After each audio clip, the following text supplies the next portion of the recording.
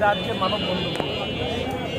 যেমন এখানে টিপু ভাইয়ের নাম আসতেছে, যে কার লোক টিপু ভাইয়ের লোক, টিপু ভাইয়ের পরে মাঠের লোক দেখি কার লোক, ওই পারভেজের লোক, পারভেজ কার লোক, টিপু ভাইয়ের লোক। এরকম মাঠ পর্যায়ে মিনিমাম 40 থেকে 50টা লোক ওদের চতুর্পাশে স্টেজে থাকে।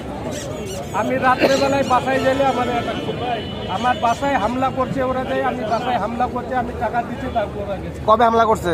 এটা ঈদের 15 দিন আগে, ঈদের 15 দিন আগে আমার দোকানে চুরি করছে, 12 কেস স্পিড নিয়ে গেছে, 10 কেস জুস নিয়ে গেছে, আর 22,000 টাকার সিগারেট নিয়ে গেছে, একটা কপি মেশিন 35,000 টাকা দাম এটা নিয়ে গেছে। আপনি থানায় জানাইছেন?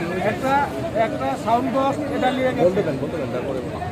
আমি এগুলা সব মূলত আমি পুলিশ ভাইদের নলেজে দিছি, কিন্তু তারা কোনো পদক্ষেপ নেয় নাই। আমি আরও বিগত আমাদের যেগুলো ডিস্টার্ব, আমরা যারা ভুক্তভোগী, আমরা সবাই আলাপ করছি, ভুক্তভোগী যারা সবার এইভাবে একাধিক ওরা আমাকে খুব হ্যাং করার জন্য আমি স্ট্যান্ডে আসতে পারি নাই। আমি এখনো এই আজকে আসছি স্ট্যান্ডে। আপনারা কি পরিমাণ চাঁদা দিতেন? আমার কাছে নিত ব্যক্তিগত ধরলেই টাকা, যখন আমার কাছে যা দিত তখন সেটাই দিয়ে দিত। এমন বলেন? একবার 2000 দিচ্ছি, একবার 1500 দিচ্ছি, একবার 500 দিচ্ছি, বাসায় 2000 দিচ্ছি। ভাই এই যে এখন না ওইটা পারবেন। ভাই আপনি এখন কিভাবে ক্ষতিগ্রস্ত কি চাচ্ছেন এই মানববন্ধনে? আমি এই মানববন্ধনে চাচ্ছি যে আমি সুস্বাস্থ্যভাবে যেন আমি ব্যবসা করতে পারি, আর চাঁদাবাজি যেন মুক্ত থাকে। আমাকে যেন এখানে কেউ আছে ডিস্টার্ব না করে, আমি যেন আগের মতো সেই ব্যবসা বাণিজ্য করতে পারি। আমার এটাই দৃষ্টি। আচ্ছা, ঠিক আছে।